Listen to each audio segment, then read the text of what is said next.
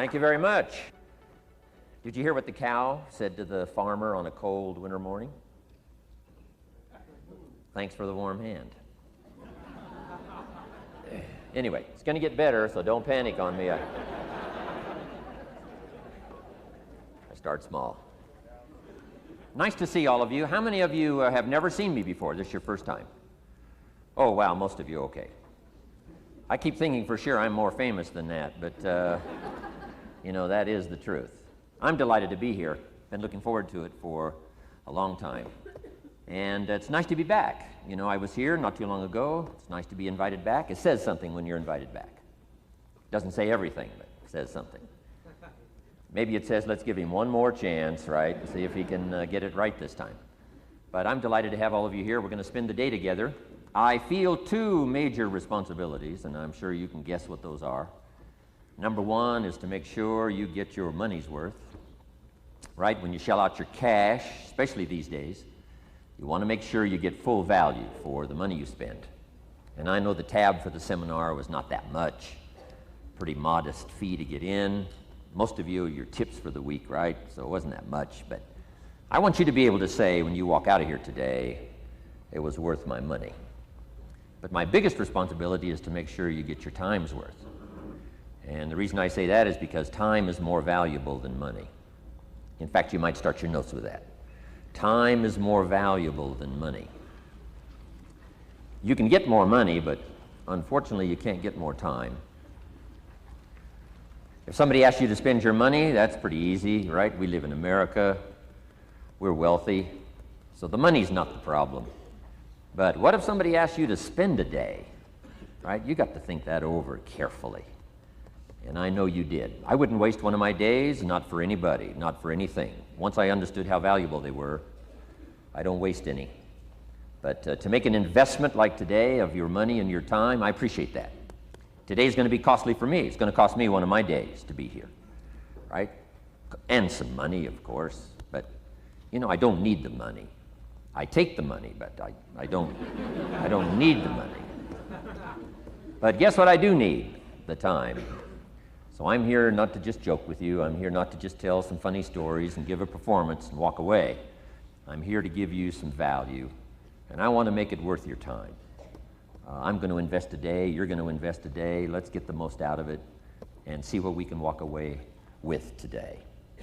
Anyway, for you that have not seen me before, just very briefly, let me just tell you my story. I grew up in Idaho, farm country, southwest corner of Idaho. In fact, my father still lives on the old homestead where I grew up. He'll be 89 his next birthday. He still hasn't retired. I'm proud of my dad. He's never been ill. He's really something. I'm trying to get him to retire this year, 88. I'm telling my father, what a good year to retire when you're 88. And he says, hey, talk to me in 10 years, right? I might be ready. But anyway, I went to high school. I graduated. I went to college 1 year.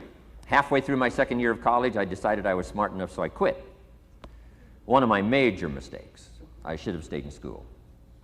But I thought, heck, you know, I'm smart enough to get a job. That's what life's all about, right? Get a job, pay your bills, work hard, stay out of trouble, keep your fingers crossed, hope for the best. And I figured I was at least prepared to do that. So I quit college and went to work. A little while later, got married, got my little family going, and I'm out there doing what I thought was the best I could.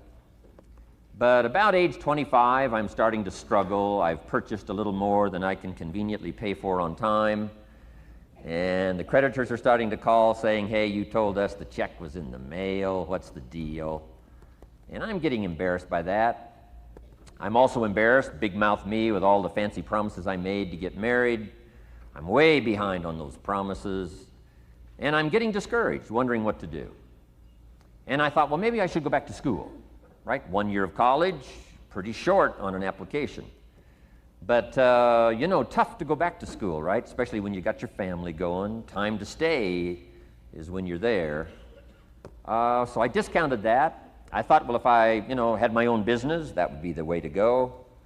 But, you know, I'm short on money. Too much month at the end of the money. If you've ever been there, that's where I was, age 25.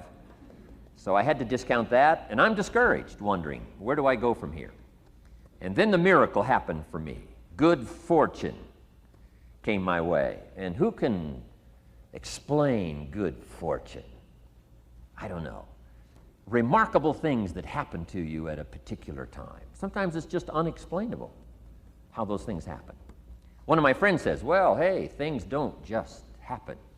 Things happen just. Another good note for your notes. Things don't just happen. Things happen just. And maybe that's it. I don't know. I'm an amateur on life, I guess like most of us are, trying to figure it out, how to make it valuable. But I was ready. And my good fortune was, at age 25, I met a very wealthy man. His name was Mr. Schoaf, Mr. Earl Schoaf. A friend of mine had gone to work for him, and he started telling me about this man. He said, you got to meet this man I've gone to work for. He's wealthy, but he's easy to talk to. And he's got a unique philosophy of life. And the more he kept talking about this man, I thought, well, I've got to meet this man. So sure enough, shortly after that, I had a chance to meet this remarkable wealthy man, and I was impressed. He was wealthy. Sure enough, he was easy to talk to. I was so intrigued, within a few minutes, I said to myself, if I could be like him, farm boy from Idaho, if I could be like him, I'd give anything. And then I thought, if I could just get around somebody like him, and if he would teach me what to do, I would be willing to learn. I'm coachable. And that was my good fortune. A few months later, this wealthy man that I met, Mr. Schoaf, took a liking to me, hired me, gave me a job. I went to work for him.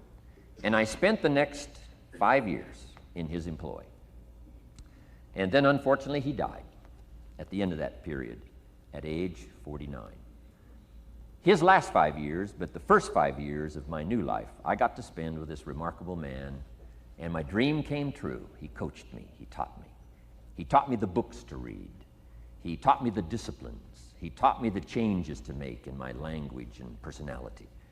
And the things he shared with me during that 5 years literally changed my life, turned my life around, changed my income, changed my bank account, changed my future, changed everything. I've never been the same since that unique experience. And I wish he was still alive today, Mr. Schoaf. I'm sure if he was alive today, especially after this seminar, Idaho farm boy makes it to Dallas, Fort Worth, full house, standing room only. Pretty awesome, I'm sure. If he was alive, I'd be calling him today saying, you won't believe what's happening to me. I've had a chance now to share with other people what you shared with me. But anyway, how I got here. 30 plus years ago, I was living in Beverly Hills, California. And one day, a friend of mine, businessman friend, said, Jim, I'd like to have you come and share your story with my service club that I belong to, the Rotary Club. He said, I know your story, Idaho farm boy makes it to Beverly Hills. But he said, I think my club members would love to hear your story. He said, if I arranged one of our breakfast meetings, would you come tell your story? Just share a few thoughts. I said, okay. So I agreed to go give this breakfast talk. And guess what? They liked it. And my telephone rang. I got another call saying, we heard you've given your story and shared some ideas. Would you come talk to our club? First thing I know, I'm starting to devote a piece of my business time to giving these talks. And then one day, a businessman who'd heard my talk, I think 2 or 3 times, approached me and said, would you come and share that story and some thoughts with my management and salespeople? I said, I got this little company going. And he said, if you'd come tell your story to my organization, he said, I'd be happy to pay you. And I thought, wow, wouldn't that be something? So I agreed to go do it, and I got paid. Little did I know, another fortune was waiting for me to translate my ideas into talks and speeches and seminars. Now I've written some books. It's on cassette tape. Now I get to travel around the world. Last year I was in Japan and Israel, Spain, Mexico, Australia, New Zealand, France, Germany, Canada, and now Dallas, Fort Worth. So.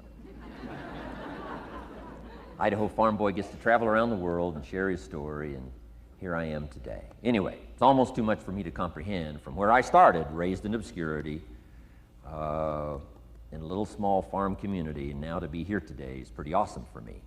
So anyway, that's just a little bit about my story. My story is probably more intriguing for me than it is for you, but I wanted to hear it again, so I thought I would just, bore you with it. Anyway, I don't ask you to be impressed today. I'm the one that's impressed from where I came from to have a chance. But that's the American dream, right? Come true. Chance to start from scratch, start from obscurity, start with pennies, start with nothing, and have a chance to transform your life, change your life, set your goals, and see what you can accomplish. So anyway, that's how I got here, and I'm just delighted that this day has arrived, and I truly want to make it valuable for you. Let's go to work. Here's what I hope you'll find out of this seminar today for your notes. Here's what I hope you'll find. Number one, sincerity. Above all else today, I hope you'll find me sincere.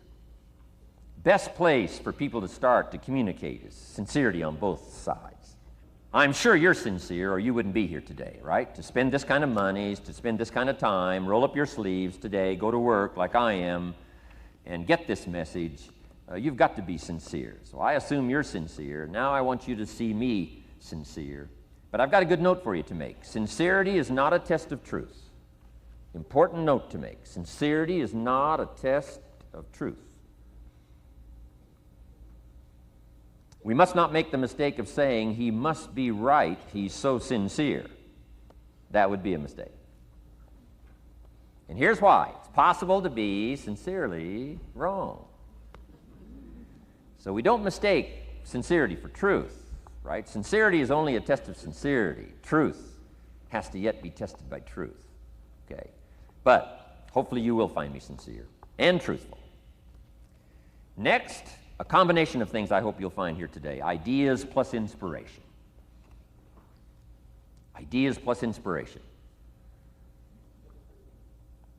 Ideas, business ideas and social ideas and personal ideas, we all need ideas, right? How to have a good day ideas, how to have a good year ideas, how to have your best year ever ideas, good health ideas, personal relationship ideas, how to deal with your family ideas, sales management ideas, financial freedom for the future ideas. We all need good ideas. So today, I hope you gather up by notes and by what you can remember a lot of ideas. I want to share as many with you as I possibly can in the time constraints we have.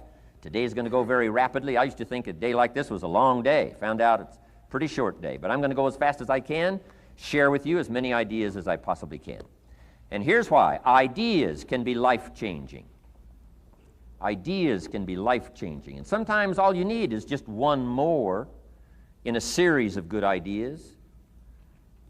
It's like dialing the numbers into the lock, right? You got 5 or 6 numbers dialed into the lock. The lock still won't come open, but you don't need 5 or 6 more numbers. Maybe you just need one more, and maybe a seminar like this could do it. A sermon could do it. The lyrics from a song could do it. The dialogue from a movie could do it. Conversation with a friend might do it. That one last piece you need, number. Dial it into the lock, that's it. The lock comes open, there's the door for you to walk through. And maybe this seminar today could furnish that for you. One more idea. I know you've come with a lot already.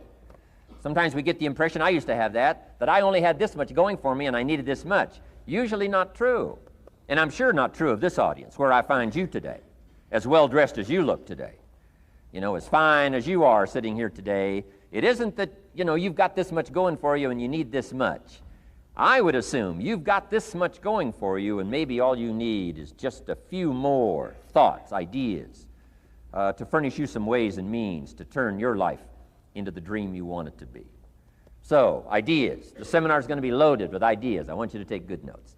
But here's what else I hope you'll find here today, and that is inspiration. And who knows the mystery of inspiration? Why some people are inspired and some are not? You were inspired to get here, some were not. Who knows the mystery of that? I don't know. How come you made it?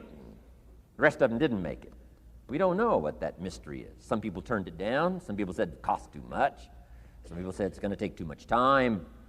Some people are too busy, right? A lot of different excuses why some are inspired to take advantage of something that comes to town. Others pass it up. We don't know the mystery to that. Here's what I call it, mysteries of the mind. And I just leave it at that. Some things I don't try to figure out. I take the simple approach now. right? Some people do and some people don't. I mean, that's about as profound as my philosophy is. Some buy and some don't buy. Some go for it and some don't. Some change and some don't. And if you've been around for a while, you can usually work out the numbers, right? Out of 10, 3 do, 7 don't. Whatever business you're involved in, pretty soon you got this ratio going. The ones that do, the ones that don't. And you say, well, why don't the ones that don't, how come they don't? We don't know. I just leave it as a mystery. I used to try to understand all that. I just take the simple approach now. The guy says, this happens to me, this goes wrong for me, and all this stuff goes wrong for me. How come all this stuff happens to me? I say, I don't know, it beats me. The best I've been able to figure out is those kind of things always happen to people like you. I mean, right? That's the best I got. I don't know. I'm an amateur on this stuff. What do I know? So just take the simple approach, right? That's how it is. Who knows? Interesting story says the day the Christian church was started. Now, I'm an amateur on the Bible, but best account I can remember, the day the Christian church was started, a magnificent sermon was preached. Great presentation. And if you're a student at all of good communication, it was one of the classic presentations of all times. The sermon, the first day the Christian church was started. And it said this sermon, this presentation was given to a multitude, meaning a lot of people. But it was interesting, as the account gives us the record, it says when the sermon was finished, there was a variety of reaction to the same sermon. Isn't that fascinating? I find it fascinating. It said some that heard this presentation were perplexed. And I read the presentation, sounded pretty straightforward to me. Said, why would somebody be perplexed with a good, sincere, straightforward presentation? Best answer I've got. They are the perplexed. I mean, what other explanation is there? It doesn't matter who's preaching. Right? It said some that heard this presentation mocked and laughed, made fun of the presentation. I thought, hey, this looks pretty sincere to me. If you give a sincere, honest presentation, why would somebody mock and laugh? Easy explanation. They are the mockers and the laughers. What else would you expect them to do? Right? I used to try to straighten all that out, say, well, they shouldn't do that. I don't do that anymore. I've got peace of mind now. I can sleep like a baby, not try to straighten all this stuff out. I used to be so naive. I used to say, well, liars shouldn't lie. See, how naive can you be? Of course they're supposed to lie. That's why we call them liars. They lie. So I don't straighten this stuff out anymore. Anyway, it said some that heard this magnificent presentation didn't know what was going on. And they're usually easy to spot. They're usually saying, what's going on, right? I mean, they don't know what's going on. But interesting, right? A variety of reaction to the same sincere, honest presentation. Now, it also says, in wrapping it up, some that heard the presentation believed. And I think that's who the speaker was looking for, the believers. Interesting. Now, it said the number of believers was about 3,000. So a pretty good first day. 3,000. I've had some first days, but I never had 3,000. But anyway, 3,000 were believers. And that's the speaker was looking for the believers out of this multitude. And that's about as close as we can come to understanding the mystery. Some believe, and some mock, and some laugh, and some are perplexed, and some don't know what's going on. And you just have to leave it that way. Why? Because that's the way it's going to be. The way to be brilliant is to find out how it's going to be and then say, here's how it should be. I mean, that's how you become brilliant. So, anyway, who knows the mystery? I call it mysteries of the mind. We don't understand. But I don't try to change it anymore. On this particular story, as far as we know, they didn't have classes after the presentation to try to de-perplex the perplexed. I mean, as far as we know, they left them perplexed. They left the mockers mocking. They let the laughers laugh. I mean, they didn't come back and try to straighten all this out.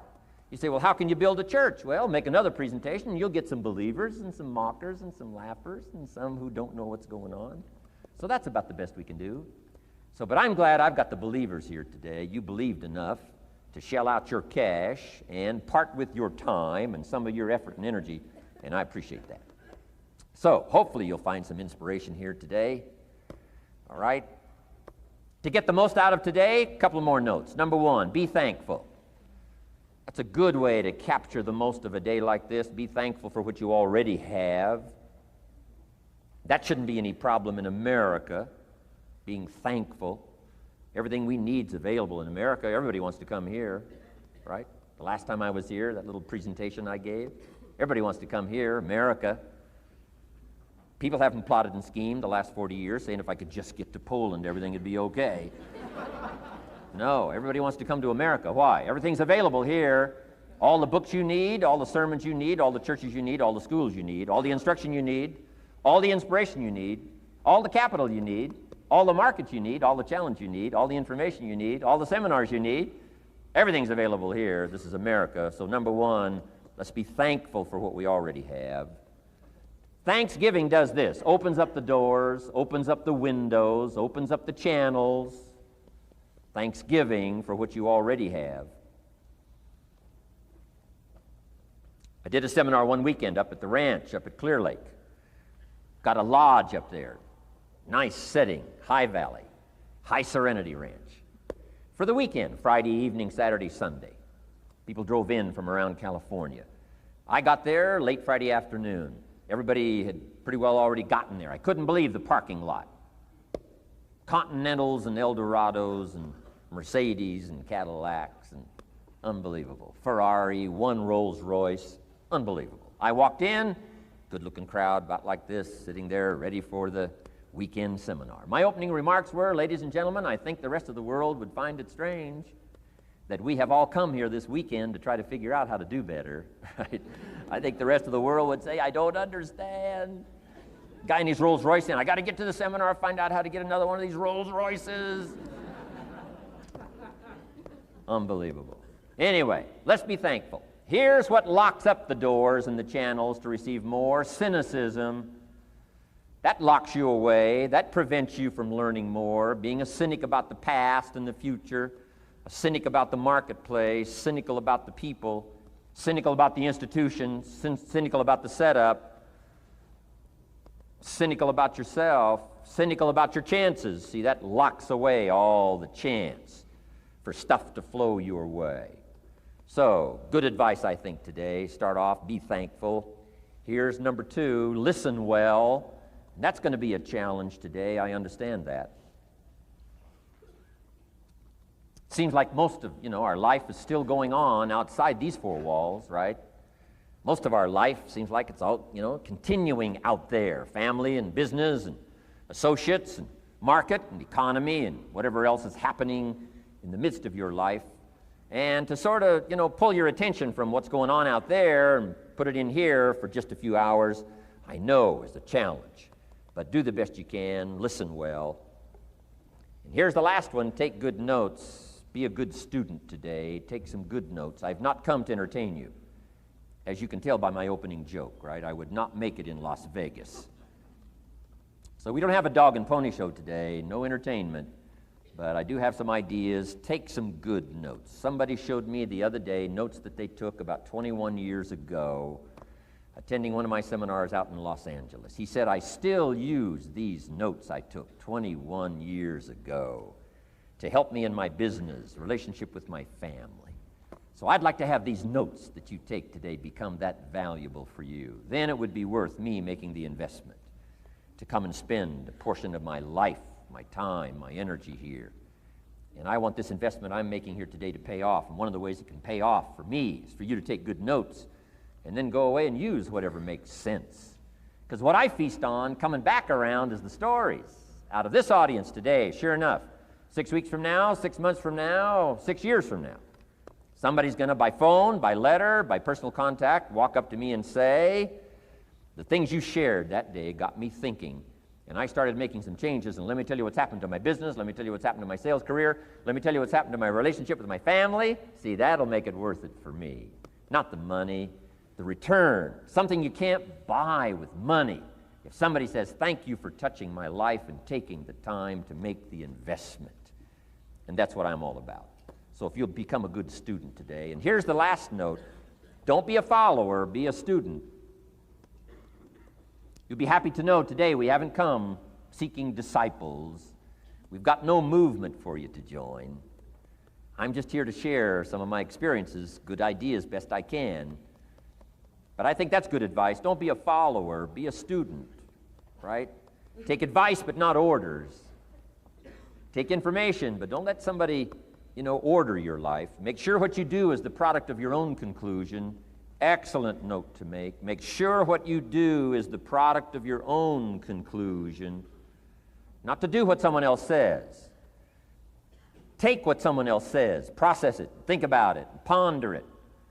If it makes you wonder, if it makes you think, then it's valuable. Then when you go take action, make sure that the action is not what somebody told you to do. Make sure the action is the product of your own conclusion. If you'll follow just a little bit of those simple guidelines, I'm telling you, the learning process can be speedy, swift, powerful. Your learning curve can go up, and then applying it to your business, your life, your family, conversations, equities of all kinds. You'll find some progress like I did that first 5 years when I met a teacher willing to share with me, turned my life around. Progress I couldn't believe happened for me. Okay, let's get started. I want to review, I was here last time and we talked about the 5 major pieces to the life puzzle.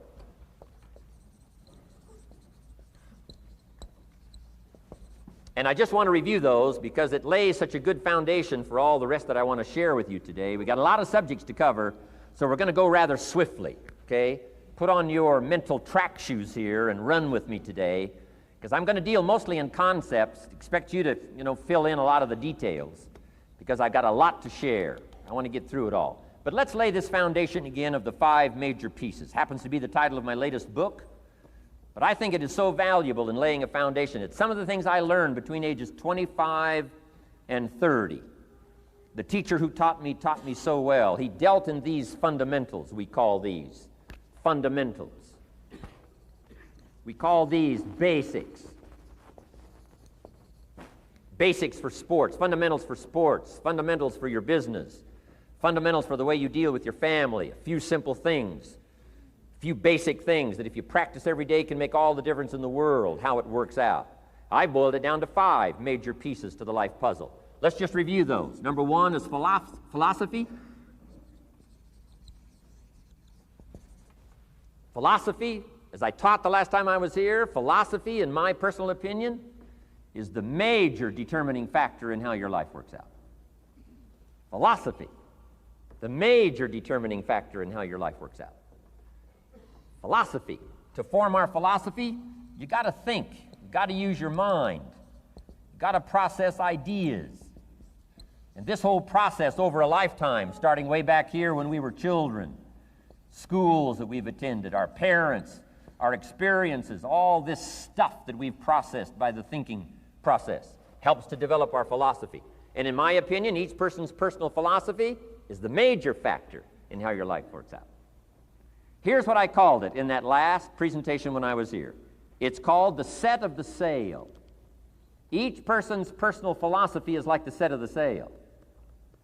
Now, I used to think it was circumstances that ordered my life. If someone would have asked me at age 25, Mr. Rohn, how come you're not doing well? Pennies in your pocket, creditors calling, nothing in the bank, behind on your promises to your family, you live in America, 25 years old, got a beautiful family, every reason to do well, and things are not going that well for you. What is wrong here? It would not have occurred to me to blame my philosophy. I mean, it would not have occurred to me. Saying, well, I got this lousy philosophy, and that's how come I got pennies in my pocket and nothing in the bank, and things aren't working well. That would not have occurred to me. I found it much easier to blame the government. Much easier to blame the tax problem. I used to say taxes are too high. Top tax rate when I first started paying taxes, 91%. Back then, when your income reached a certain level, all your income over that, 91%. So I used to say that's too high. Now the top tax rate's about 33%. But people are still saying what? Taxes are too. See, but you can't use that anymore. If it's gone from 91 to 33, how could it be too high? Come on. I threw all that old excuse stuff away. Some people found it, though, and they're using it these days. My old list. I used to blame the traffic, the weather, used to blame circumstances, right? People say I'm too tall, I'm too short, I'm too old, I was raised in obscurity, raised on a farm, parents of modest means, all the stuff. If you were to ask me, how come you find yourself here, Mr. Rohn, age 25, living in America, land of abundance and opportunity, pennies, zero in the bank, not doing well, creditors calling, it would not have occurred to me to blame my philosophy. I found it easier to blame the company policy. I used to say, if this is all they pay, how do they expect you to do well? So I figured that, my future was going to be tied to what everybody else was arranging, the economy and, right, interest rates. I used to say things cost too much. That was my whole explanation, not my philosophy, until my teacher taught me better that this is where the problem was, my own personal philosophy. Here's what's exciting about each person's personal philosophy. That's what makes us different than dogs and animals and birds and cats and spiders and alligators. That's what makes us different than all other life forms. The ability to think, the ability to use your mind, the ability to process ideas, and not just operate by instinct. In the winter, I'm telling you, the goose can only fly south. What if south doesn't look too good? Tough luck. It can only fly south. But see, human beings are not like a goose, can only fly south. I mean, you can turn around, go north, you can go east, you can go west, you can order the entire process of your own life. And we do that by the way we think. We do that by exercising our mind. We do that by processing ideas and come up with a better philosophy, a better strategy for our life, goals for the future, okay? Plans to achieve those goals. All this comes from developing our philosophy. Philosophy helps us to process what's available. Well, when we get here, we got seed, and we got soil, and we got some rain, and we've got some what? Sunshine, and we've got some seasons, and what? The miracle of life. Now, the key is, what do you do with all this stuff? How do you turn all this stuff that's available here into equity and promise and lifestyle and dreams and future possibilities? All of this that's possible now with human beings, how do you take all this stuff and turn it into this equities and values? Well, it starts with philosophy. What is the seed? What is the soil? What is the sunshine? What is the rain? Is it possible to take some of each of all the stuff that's available and turn it into food and turn it into value and turn it into nourishment and turn it into something spectacular and unique that no other life form can do? And the answer is yes. But you cannot deal with all this stuff and what to do with it unless you start refining your philosophy. Think, use your mind, come up with ideas, and strengthen your philosophy. So the seed and the soil and the rain and the sunshine, this is called, the economy and the banks and the money and the schools and everything that's available out there, processing information, what to do with all that, and turn it into equity and value. That is the major challenge of life, my personal opinion.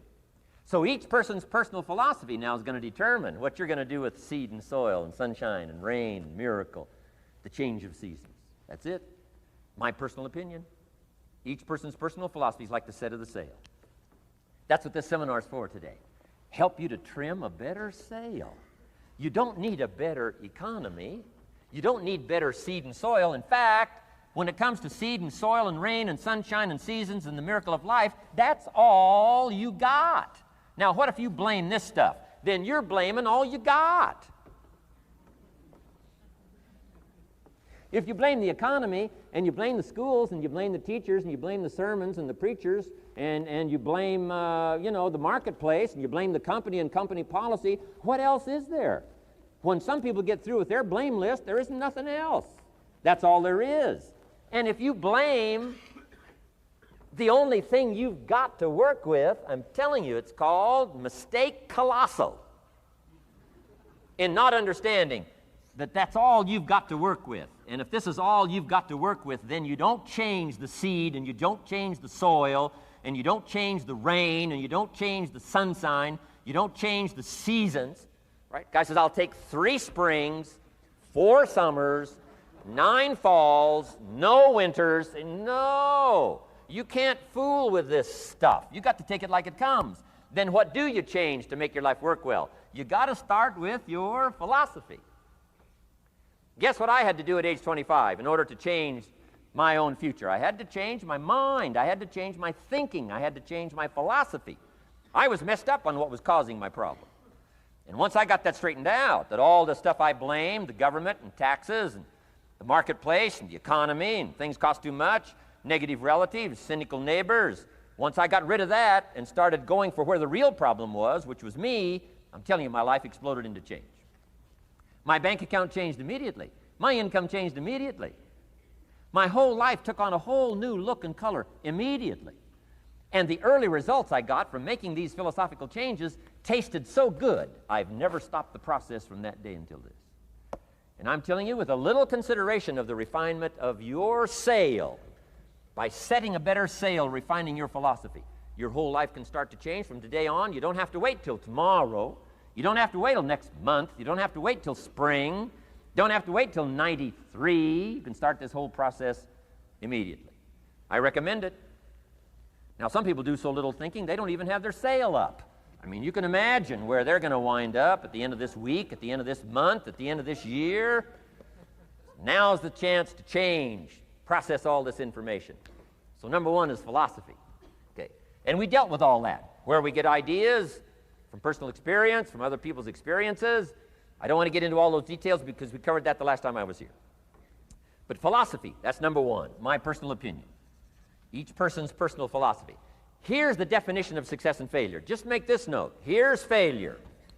A few errors in judgment,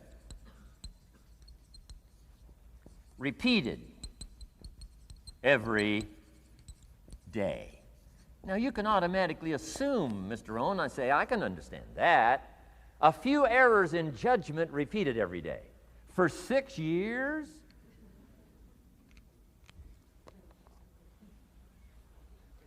I'm with my father. I think I told this story the last time I was here. My father, 88 years old, he's never been ill, still hasn't retired. Not long ago, midnight, we're getting ready to go to bed. We've drilled a new well, got some extra water, got some more acres going. He's all excited. At midnight, we're getting ready to go to bed. My father's eating what he calls his midnight snack. A little bite to eat before you go to bed. Don't have to go to bed hungry. And I'm watching him eat this midnight snack. Guess what he had? An apple, a few graham crackers, and a glass of grapefruit juice. I said, no wonder my father's so healthy. My mom taught us all those good health practices. Taught me when I'm growing up, right? I'm an only child. I've never been ill. Passed the big 5-0 some time ago. My 2 daughters, 32, 33, never been ill. My grandkids, never been ill. I'm telling you, the legacy lingers on. As I watched my father have this midnight snack, suddenly occurred to me. I know that's part of it. An apple, what? A day. That's gotten to Dallas-Fort Worth, right? An apple. An apple a day keeps the doctor away. Good question for this intelligent audience. What if that's true? You say, well, Mr. Rohn, if that's true, that would be easy to do. Then what's the problem? It's easy not to do. It's easy not to adopt it as your own personal philosophy. Or the guy messed up the saying. Guy says a Hershey bar a day. Say, no. No. You've been watching too much television. It is not Hershey bar. You got to be smarter in philosophy than to fall for the Hershey bar a day when it's an apple a day. You got to be smarter than that. And if you make that kind of an error in judgment every day for 6 years, I'm telling you, it'll accumulate into disaster. Sometimes the first year you say, well, you know, I'm so healthy now, what difference is it going to make? You got to be smarter than that. Just because disaster doesn't fall on us at the end of the first day doesn't mean disaster isn't coming. You got to be so smart that you look down the road and say, will the errors in my present judgment of philosophy, what's that going to cost me in 1 year, 6 years, 1 month, 6 months? I'm telling you, the money cost and the health cost and the success cost is too gigantic if you'll look down the road a little ways and say, are there errors in my current judgment like an apple versus a Hershey bar? Is that just a good illustration of some of the rest of my errors in judgment? If it is, that's where I found myself at age 25. I started working when I was 19. I met my teacher who helped turn my life around when I was 25. That's 6 years. At the end of the first 6 years of my economic life, I've got pennies in my pocket. I've got nothing in the bank. The creditors are calling saying, hey, you told us the check was in the mail. I'm embarrassed. I'm behind on my promises. I live in America. I'm 25-year-old American male. I got a nice family, every reason to do well. And I'm messed up. Now, what's messed up? I used to think it was the community that was messed up, and the country was messed up, and the government was messed up. If those Democrats ever get in the White House, that'll really mess things up. If the Republicans stay in power, that'll really mess things up. The economy was messed up. Interest rates are messed up. I thought all this stuff was messed up. Then I found out that's not what was messed up. I was criticizing the only thing I had to work with. What was really messed up was my own personal philosophy. My own errors in judgment in my own personal philosophy brought me in 6 years to pennies in my pocket, nothing in the bank, and trying to explain why I wasn't doing well, living in America, 25-year-old American male, got a family, every reason to do well. Now, once I understood this, here's the formula for failure: errors in judgment, being lax about developing your own personal philosophy. I'm telling you, it's called accumulated disaster. It doesn't matter whether it's your health or your bank account. Guy's got an empty bank account, probably has high cholesterol. Why? Over the last 6 years, he never paid attention to either one. And it doesn't matter whether it's a dollar, or whether it's your money, or whether it's your cholesterol count. All you got to do is commit the errors, and just because disaster doesn't fall on you at the end of the first day that you don't eat an apple. You say, well, I didn't eat an apple today, and tonight I'm not ill. Well, you got to be brighter than that. Someday you got to leave first grade. The reason we make those first grade desks so small so they won't fit at age 25. I mean, right? You don't belong here anymore. Come on. Now let me give you the secret to success. The formula for failure: a few errors in judgment repeated every day for 1 month starts the weakness, starts the disaster process. You can imagine what happens in 6 years. Now here's the formula for success: a few simple disciplines practiced every day. And you've started a whole new process called a whole new life. A few simple disciplines practiced every day. And if you decide today to go for the apple instead of the Hershey bar, I'm telling you, you have begun the process of turning your life around. And if you keep up that process, not only with your health habits, but with your money habits and with your communication habits, with your sales habits and management habits and every other habit that you've got, if you'll start that process, eliminate the errors and replace it with disciplines practiced, I'm telling you, you can start this process of life change immediately.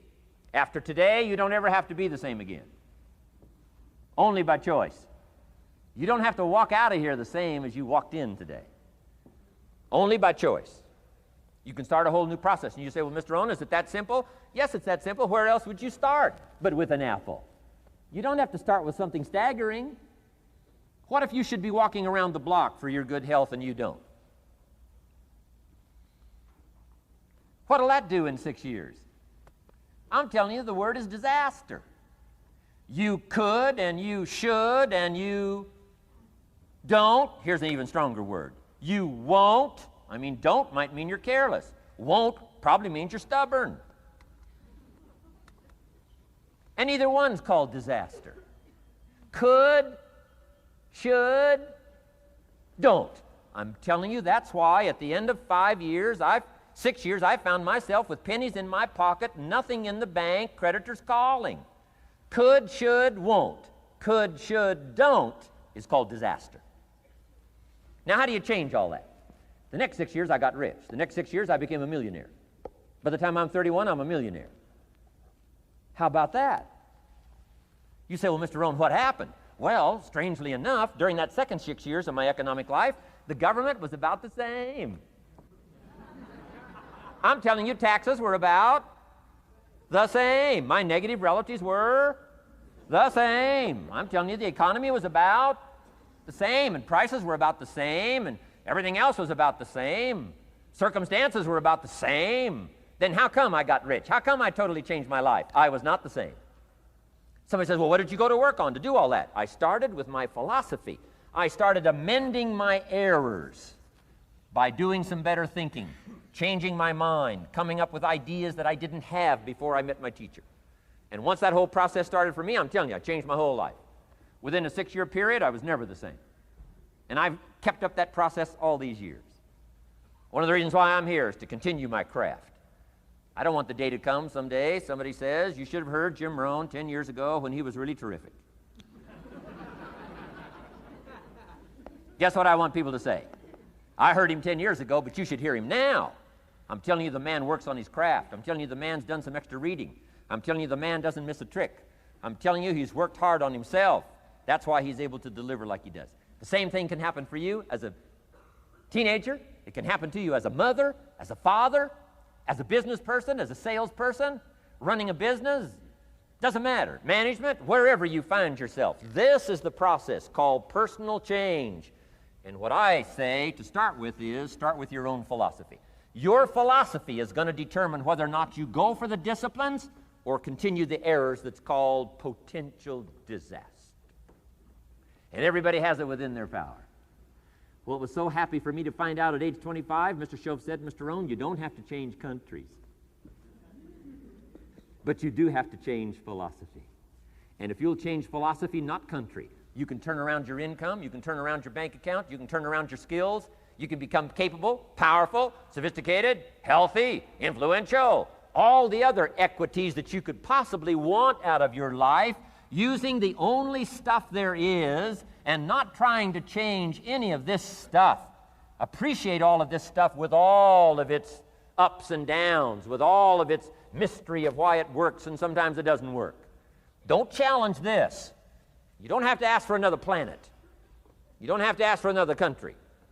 Just ask for another book. Ask for another seminar. Ask for another idea. And you can start this whole process of personal life change. Now, I could spend the whole day on philosophy, because that's where it is. If I could get you intrigued with that enough to study it, enough to ponder it, to where you would pick up the commitment like I did and say, hey, as simple as an apple a day, as simple as a walk around the block, why not start right there? If you don't start there, where else are you going to start? Might as well start where it's easy, and then go to the more complicated disciplines. Because if you can't handle the simple disciplines, how can you handle the complicated ones? Okay. Key. Philosophy. Here's number 2. I got to give these now very quickly because I got too much to cover here to linger too long. Number 1, we're affected by philosophy. First major of the 5 major pieces. Number 2 is attitude. We're affected by how we feel. First, we're affected by what we know and the decisions we make. Second, we're affected by attitude, how we feel. And I gave that quick list. Let me give it to you. It's how you feel about the past. You've got to have a good attitude about the past. Use it as a school, not a club. Don't beat yourself to death with your past. Faults, failures, losses. Let the past be a school. Harsh school maybe. What else is new? Let the past be a school master to teach you. Not to threaten you, but to teach you. Okay. Next, it's how you feel about the future. Set your goals. We'll talk a little bit about that before we finish today. Goal setting. The promise of the future is an awesome force to affect your life every day. Without a future well designed, we take hesitant steps. And all you have to have is hesitant steps for 6 years. You'll be timid, driven into a corner, not boldly willing to go and take your portion, take your share. Okay? Next, it's how you feel about everybody else. Got to have a good attitude about everybody else because it takes everybody else to make a market. One person doesn't make a family. One person doesn't make a business. One person doesn't make a corporation. One person doesn't make a community. One person doesn't make a nation. It takes all of us to make a dynamic economy, a nation second to none. It takes all of us to make the churches and make the economy run. It takes all of us to make the possibilities. All the gifts that have flowed in here the last 200 years, unprecedented in 6,500 years of recorded history. There's been nothing like it. The ethnic streams that have flowed in here brought their gifts, brought their talent, brought their skills, brought their inventions, brought their work ethic. All of it mixed together is called America. Been nothing like it in 6,500 years. And to miss the value of it by some, warped attitude about it, I'm telling you, you've missed it all. And if you have an appreciation for it all, you'll draw from it. And if you draw from all the gifts that have been blended together here for 200 years now for your value and benefit, think of what you can do for your days, for your business, for your conversation, for your equities. You can transform it to an incredible degree.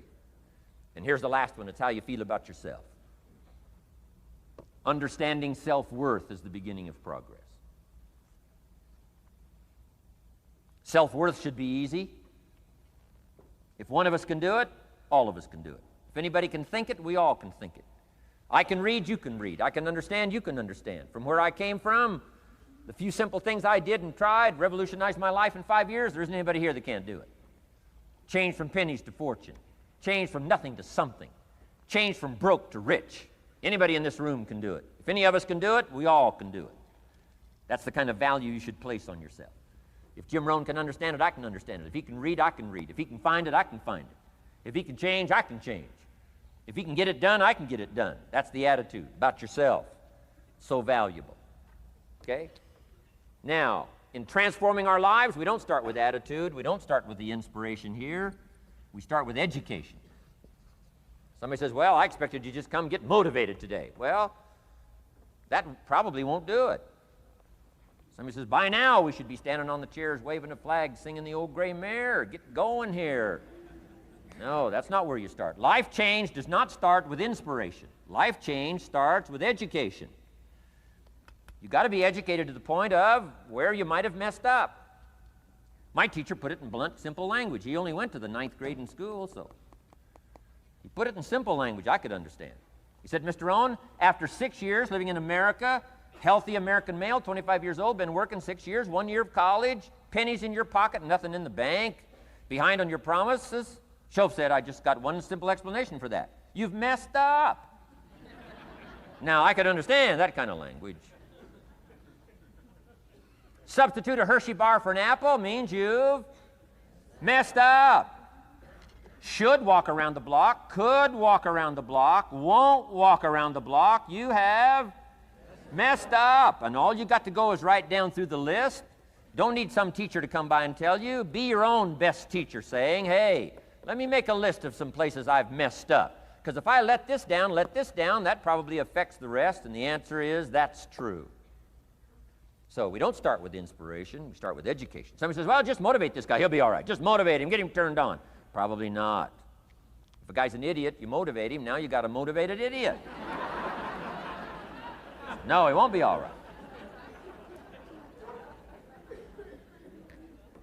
So we start with education. What's the first education? If it isn't going well and you live in America, you have messed up. You don't need to change countries. You say, well, the country's messed up. That's like cursing the soil and cursing the seed and the sunshine and the rain, which is all you got. Don't curse all you got. When you get your own planet, you can rearrange this whole deal. But this one, you got to take like it comes. So number 2 was attitude. Here was number 3, activity. This is the work part, the labor part. Taking action. And the activity is the miracle working piece. A miracle being something we don't quite understand how it works. Doesn't mean it doesn't work. It means we just don't quite understand how it works. Miracles work.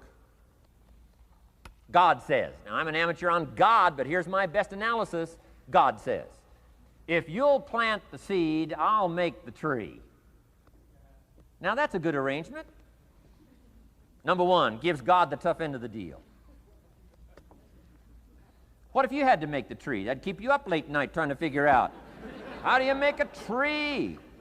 Say, no, I'm telling you, the mystery and the miracle of this stuff has already been set up. God says, I got the miracle going, I got the seasons going, I got some sunshine and some rain, and I'm God, but the way I've arranged that, I just need somebody to plant the seed, not chant. In California, they're trying to chant to get this stuff done. Forget this California stuff. You don't have to rub a crystal and sleep under a pyramid. This stuff's too easy. Getting rich is too easy. Changing your life is too easy. Forget all that. Right? Massive bombard, affirmation, forget all that. My opinion. Ocean waves and seagulls? Come on, this stuff's too simple. Just simple, easy stuff. But if you neglect it, that's how it piles up year after year. But if you're willing to straighten it out, and here's one of the keys. It's called activity. It's called disciplines. Turning wisdom from your philosophy and inspiration, the strengthening of attitude and faith and courage, commitment, and all this stuff that comes from attitude. If you're willing to take these two qualities, philosophy and attitude, and invest it into activity, you can have a miracle. Anything short of that, no miracle. Wisdom doesn't perform a miracle. Attitude doesn't perform a miracle. The only thing that performs a miracle of increase called equity is called putting wisdom and attitude into discipline, into labor. And this labor now can perform a miracle. And here's the two parts to the labor. One, do what you can. Number two, do the best you can. Can't give you better advice than that. Number one, do what you can. You just got to go home and make a list after today. And here's the question to ask as you make this personal list. What am I not doing that would be easy to do, that could greatly change my health, my wealth? What am I not doing I'm neglecting that would be easy to do? Just go home and answer that question personally. You don't have to put the answers on a public bulletin board. This is just all personal stuff. From the walk around the block to the apple to what to do with your money, which we're going to cover today. What does a child do with $1? We're going to cover that today. Errors in judgment, disaster. Few simple disciplines, wealth beyond imagination. And if you'll pick up the activity part, the miracle working part, plant the seed part, take care of your part. The soil will take care of its part, and the seed will take care of its part. The seasons will take care of their part. The miracle will take care of its part. If you'll take care of your part, called putting it into activity, action. Works miracles. 2,000 years ago, on April 13th, one of Jesus' disciples. Now again, I'm an amateur on the Bible, but best as I can remember it, one of Jesus' disciples said to Jesus, "It's time to pay our taxes and we don't have any money." That's how come I know it was about April 13th.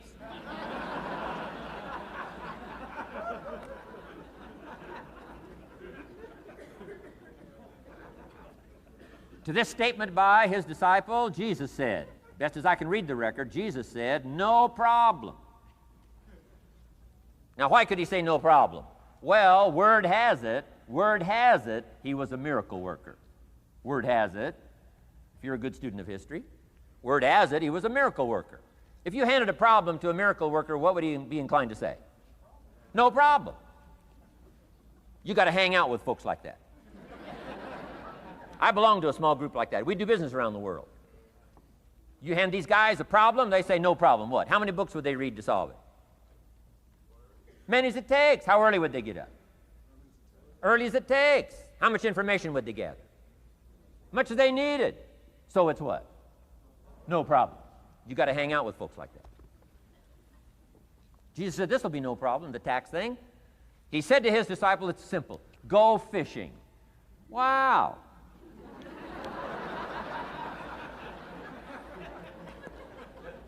Now that was easy for this particular disciple. His name was Peter, and Peter was a fisherman. How clever. How clever. But here's the real problem. If you should fish, and you could fish, and you don't fish, you got no miracle. You could change, you should change, you won't change. That's called accumulated disaster. In 6 years, you'll be explaining instead of celebrating. Having some ragged list like I had, reasons for not doing well, pennies in my pocket. Could, should, don't, disaster. And if you'll just start the process of change, could, should, and will, you can start this whole process. And if you will, then put it into action, the miracle belongs to you. Jesus said to his disciple, it'll be simple. Go fishing, and the first fish you catch, look in his mouth. Peter said, okay. He was used to strange things happening in this relationship. Peter goes fishing, catches the first fish, looks in his mouth. Guess what's in the fish's mouth? Coins. Peter says, wow, coins.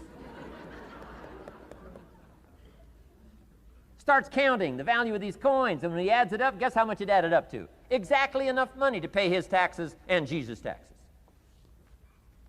which gives you Jesus' position on taxes.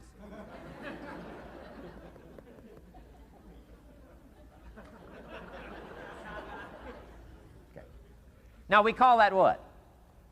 A miracle, only because we don't quite understand how it works. It doesn't mean it doesn't work. It simply means we don't quite understand how it works. But here's how you get a miracle going for your life. Number one, do what you can. Get a list of the stuff you could do and you haven't done, postponed, and start cleaning that up. You can't start at a better place for personal change. That'll affect your bank account, affect your future, affect your income, affect everything. You can't start a better life change process than cleaning up what you should be doing. The man says, well, my mother lives down in Florida. Should have written her 6 months ago. I just can't seem to get that letter written. I'm asking you to get that letter written, clean that up, and don't walk like other people walk. Don't postpone like other people postpone. You say, well, is it as simple as writing a letter? And the answer is yes. Where else would you start for life change, personal change? You don't need a pink package to fall out of the sky. You don't need massive bombard, pre-conscious, subconscious. Practice channeling, find a 2,000-year-old guru. I mean, you don't need any of that stuff. Pass on all that. Kids are afraid of that stuff. Too much of it, you'll be out on a limb with Shirley. I mean, don't pass on all that stuff. This stuff's too easy. This stuff's too simple. It's called take action, number one, on neglect, on errors in discipline. Number two, start setting up some disciplines. And if you'll do that, you'll perform a miracle. Now, here's the second part of the miracle. Number one is do what you can. Here's number two, do the best you can. If that's not your philosophy, I would ask you to amend it. Let me give you the best of ancient script. Here's what it says. Whatever your hands find to do, do it with all your might, do it with all your strength, and do it with all your power. What a good philosophy. That kind of philosophy will revolutionize your life if you haven't picked it up lately. Guy slips in late, company doesn't seem to mind, slips out early, first one in the parking lot, heading for happy hour. Stretches his break, comes early for lunch, late back from lunch, company doesn't seem to notice. Guy says, best as I can calculate, I'm putting in about a half a day's work and I'm collecting a full day's pay. And the guy says, I got it made. Little does he know the seeds of his own disaster are already being sown by the weakness of his own personal philosophy. It's not the economy that's going to determine your next 6 years.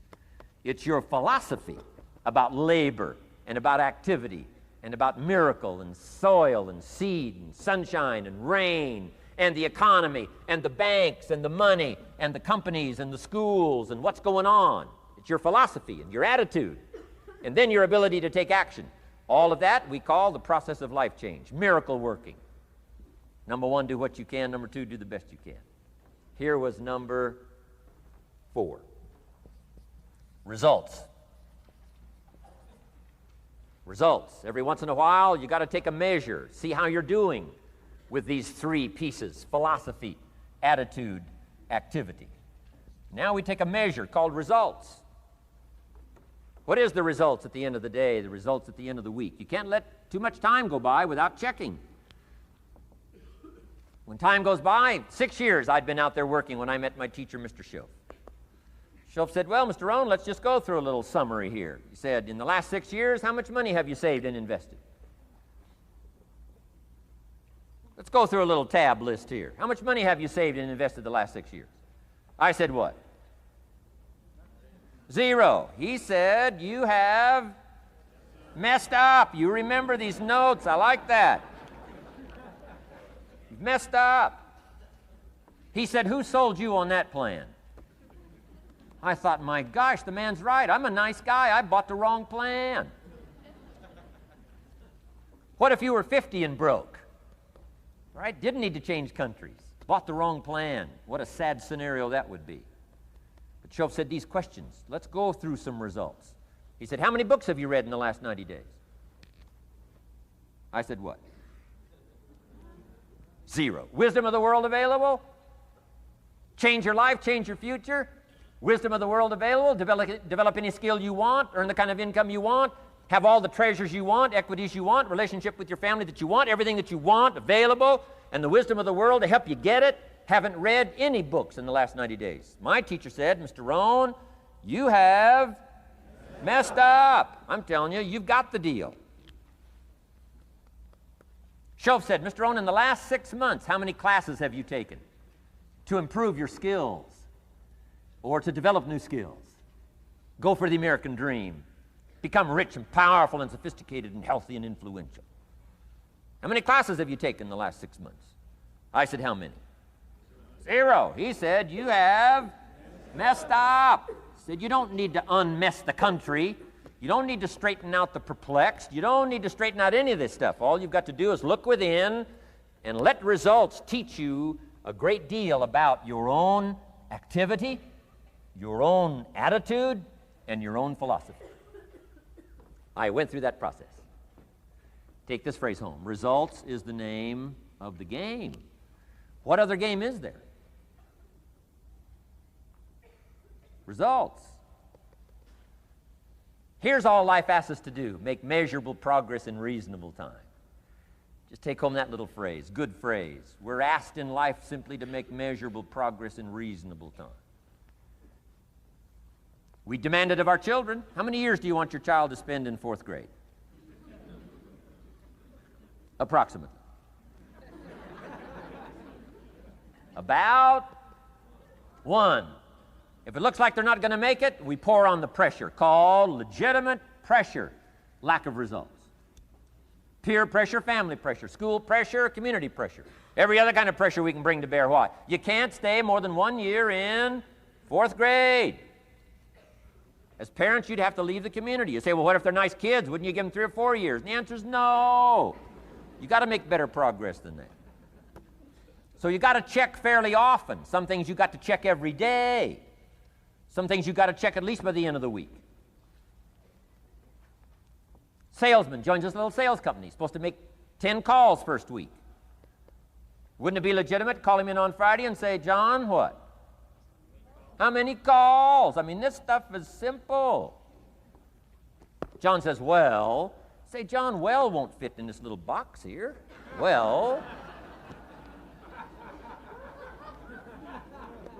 Now John starts with a story. You say, John, I made this little box so small so a story won't fit. I don't need a story.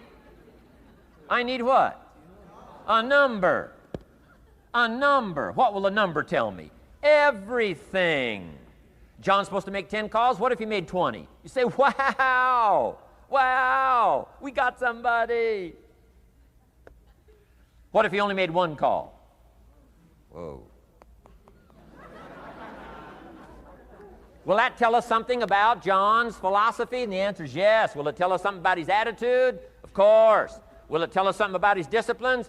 Of course. And if he wants a lesson in life change, all he has to do is be willing to face the numbers and come up with the results that will teach you to either celebrate if you got good results or fix whatever needs to be fixed in your philosophy, attitude, activity called disciplines. You don't need to go anywhere else. I do believe in affirmations. They are valuable as long as you affirm the truth. Because it says in ancient scripts, the truth, what? Will set you free. Free to do what? Amend your errors and pick up new disciplines. That's what the truth is for, to help us amend our errors and pick up the disciplines for life change. That's what the truth is for. So I do believe in affirming the truth. If you're broke, best thing to affirm is, I am broke. You put that up on the refrigerator where you can see it every day. I mean, that's how you do that. Now, if you need a little additional affirmation, you just put up there, I'm 40 and broke. I mean, you know, that ought to do it. And if you need just a little more, put up there, I live in America and I'm 40 and broke. That's enough to turn your life around. It says, hey, something is wrong. Somewhere I have messed up. And I'm telling you, if you'll start with that, it's called the process of life change, and it doesn't matter how small the process is to start. One discipline starts it, and then one discipline feeds another, and the first thing you know, you've got this whole cycle in an upward positive motion. And it's called life change. It's called income change. It's called health change. Relationship with your family change. Equities unprecedented that you can have in numbers that will stagger the imagination if you do not curse what's available and start amending what's possible to get the results that you want. I don't think I can put it in any better language. That's it. Kids can do it. Teenagers can do it. Parents can do it. Managers can do it. Right? Government officials can do it. Anybody can do it. Anybody can do this stuff called personal change. Wow. Results is the name of the game. Success is a numbers game. Good note to make. Success is a numbers game. You got to go for the numbers. You got to understand what the numbers are. How many pounds overweight should you be at age 50? Approximately.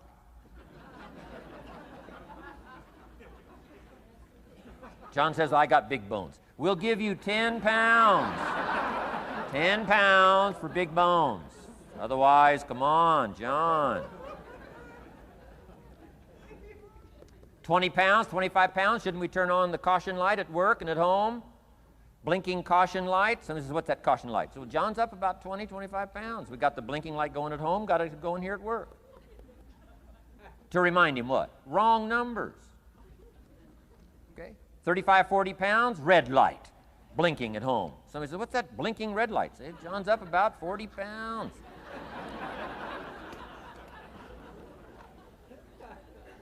50 pounds, we got the siren. What's that siren at home and at work? John's up about 50 pounds. Cholesterol, almost out of control. Come on. Success is a numbers game. I'm asking you to be mature enough to start checking your own numbers. How many books have you read in the last 90 days? Transform your life. Become cultured, powerful, sophisticated, healthy, influential, all the rest of the stuff you want. How many books? How many classes? How committed are you to taking what's available and turning it into equities unprecedented, since we live in a country that there's been no such country in the last 6,500 years? If you'll pick up that process, ladies and gentlemen, I'm telling you, it's called life change of the best order. Now here's the last one. Number 5 is called lifestyle. Lifestyle is simply learning how to live well. The last of the 5 major pieces. Here's the ultimate challenge of life. I've worked on this, you cannot believe how hard, since age 25. And that is, after applying better philosophy, attitude, and activity, and picking now up results. What are results for? Here's my ultimate challenge on results. To fashion, good word to jot down, fashion. Fashion for yourself lifestyle, or what we call the good life. That's the ultimate challenge. To take your results, take your money, take your results, take the return, take the equities you've gathered, and now fashion for yourself a good life, like weaving a tapestry. And Mr. Schoaf gave me all kinds of examples on lifestyle. He gave me 2 phrases that helped change my life. In case you have to leave early, let me give you these 2 phrases. It'll be worth the price of coming and being here today. Just take these 2 phrases home, in case you have to leave early. Here's number 1. Schoaf said, Mr. Rohn, if you wish to be wealthy, study wealth.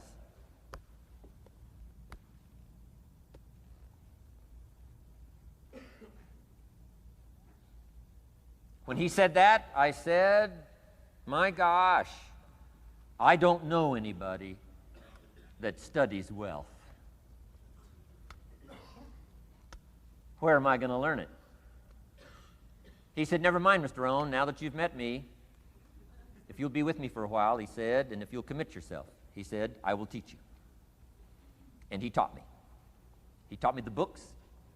He taught me the stuff. Changed my life. By the time I was 31, I was a millionaire. The man taught me well. If you wish to be wealthy, study wealth. If you were to show me your present economic plan, in a personal conversation between you and me, you say, Mr. Rohn, let me disclose for you my current economic financial plan for the future. Would I get so excited? I'd say, hey, I'm going to go across the country and lecture on your plan.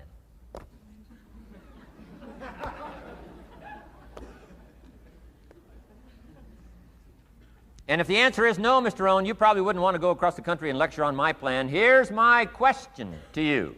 Why not? Why wouldn't you have a superior, powerful financial plan that's taking you to the places you want to go?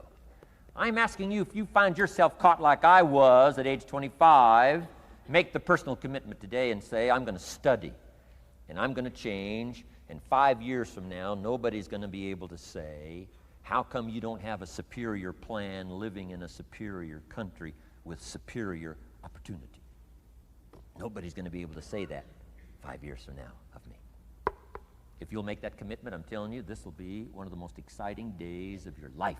Not because of my seminar. It'll be one of the most exciting days of your life because of your commitment to this simple little process I've outlined for you. Here was the second phrase. Mr. Shoaff said, Mr. Rohn, if you wish to be happy, study happiness.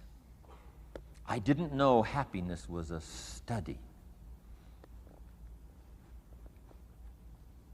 My best hope for happiness at age 25 was to just go through the day with my fingers crossed, hoping somehow something would make me happy. Shoaff said, no, Mr. Rohn, happiness is not something you postpone.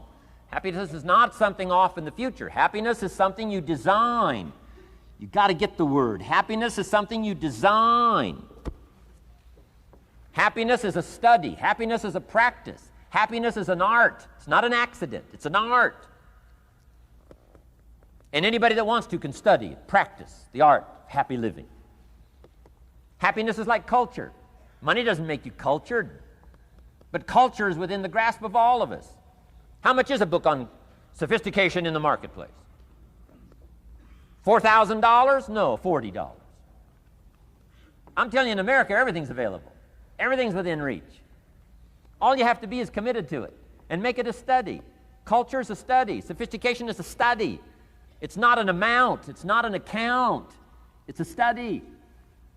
Money doesn't make you sophisticated and cultured. I know a guy that's rich. He's a clod. The guy's a clod. Eats with his elbow in his soup. I mean, he's just a clod. Nothing much more pitiful than a rich clod. I mean, you know, it's a sad thing to see. Money doesn't make you sophisticated. Only study and practice makes you sophisticated. Only study and practice makes you cultured. And only study and practice makes you happy. Study and practice makes you rich. Key phrase, don't be lazy in learning. 1, how to do well. Next, how to live well. Don't be lazy in learning and practicing the art of economics, practicing the art of productivity, and practicing the art of lifestyle. Shoaff taught me in such simple terms. Shoaff said, Mr. Rohn, if you're getting your shoes shined, Shoe Shine Boy has done an exceptional job. You look down, you got one of the world's all-time great shines. And you pay him. Now, you got a little change in your hand. Question pops in your mind. Should I give him 1 quarter or 2 quarters as a tip from a neat shine? Here's what Shoaff said. If 2 amounts pop in your mind, always go for the higher amount and become the higher thinking person. That helped change my life. Here's what he said. Become a 2-quarter person. Now, you can tell that was a long time ago when a quarter was a good tip. Now it takes dollars. But just substitute 1992, dollars for quarters. Shoaff said, hey, if you are thinking 1 quarter or 2 quarters, and you say, well, no, I'll just give him 1 quarter. He said, that'll affect you the rest of the day. The rest of the day, you'll look down, see this great shine, you'll say, I got to be really cheap. 1 lousy quarter, tip from a shine. But he said, if you'll go for the 2 quarters, Shoaff said, you can't believe the extra happiness you can buy for just an extra quarter. That's called studying and practicing the art of lifestyle, which means living well. Money doesn't make you happy. Father wads up a $20 bill, throws it at his son, and says, if you need the darn stuff that bad, take it, just get out of my face. How sad, a father with money and no joy. He studied economics, but he never studied joy. I'm asking you to turn that around. Turn that all around. I did a seminar one time, St. Louis, Missouri. When I finished a seminar like this, a man walked up and said, Mr. Rohn, you've really gotten to me. He said, I'm going to change my philosophy, I'm going to change my attitude, I'm going to change my life, I'm going to change everything. He said, you've touched me today. And he said, you'll hear about me. You'll hear my story someday. I said, okay. Right? A lot of people, right, say things. Sure enough, a few months later, I come back to St. Louis, did another seminar. When I finished my seminar, I saw this man come walking up. I didn't remember his name, but he said, I'm sure you'll remember me as the man who said, I'm going to go make some changes. You've touched me today. I said, I do remember you. He said, I'm telling you, things are already happening for me. I cannot believe in just a matter of months. He said, one of the things I decided to change was my relationship with my family. He said, my wife and I have two lovely teenage daughters. Parents couldn't ask for any more beautiful, lovely daughters. And he said, I'm the only one that's given them trouble. He said, these daughters of ours have never given us any trouble. He said, I've usually been the one all these years given all the trouble and all the static. He said, my daughters love to go to the rock concerts, and I'm always giving them trouble. They have to beg me for the money. He said, I don't want you to go. You stay out too late. The music's too loud. You're going to ruin your hearing. You won't be able to hear the rest of your life. And he said, I just get on their case. And he said, they keep begging. Finally, when they beg long enough, I say, all right, here's the money. If you have to go that bad, just go. So that's how I've been up until now. But he said, after I left your seminar, I decided to change all that, called lifestyle, living well. He said, you won't believe it. Not long ago, I picked up the newspaper, and I saw an advertisement, and I knew my two daughters, it was one of their favorite performers, was coming to town. He said, guess what I did? He said, I went down and bought the tickets myself and brought them home, put them in an envelope. And when I saw my daughters later that day, he said, I handed them this envelope, and I said to my two lovely daughters, you may not believe it, but inside this envelope are 2 tickets for the upcoming concert. They could not believe. And he also added, you'll be happy to know begging days are over. Now they cannot believe. He said, now don't open the envelope till you get to the concert. They said, okay. So they go to the concert, come concert time, open up the envelope, hand the tickets to the usher. He says, follow me. And he starts down front. The girls say, hey, hold it. Something must be wrong. He takes another look, says, no, nothing's wrong, follow me. 10th row, center. Now they cannot believe. 10th row, center. The only tickets they were able ever to beg for was, right, 3rd balcony, can't see. He said, I stayed up a little late that night. Sure enough, a little after midnight, my 2 daughters come bursting through the front door. One of them lands in my lap. The other one's got her arms around my neck. They're both saying, you got to be one of the all-time world's great fathers. He said, Mr. Rohn, you're right. I can't believe. Same money, different father. He said, I've started making the changes, and I decided to start with my teenagers, my girls. He said, what a difference it's making in my life. And I'm telling you, you can do that with your lifestyle. You can do it with your sales career. You can do it with your management career. You can do it with any part of your life. If you're looking for equities, unmatched. Do not curse the only thing you have. Don't complain about the only thing you have, which is seed and soil, sunshine, rain, miracle, and seasons. But start changing and processing and evaluating things like we're covering today, and this process of change will take off for you. You will not believe what can happen in such a short period of time.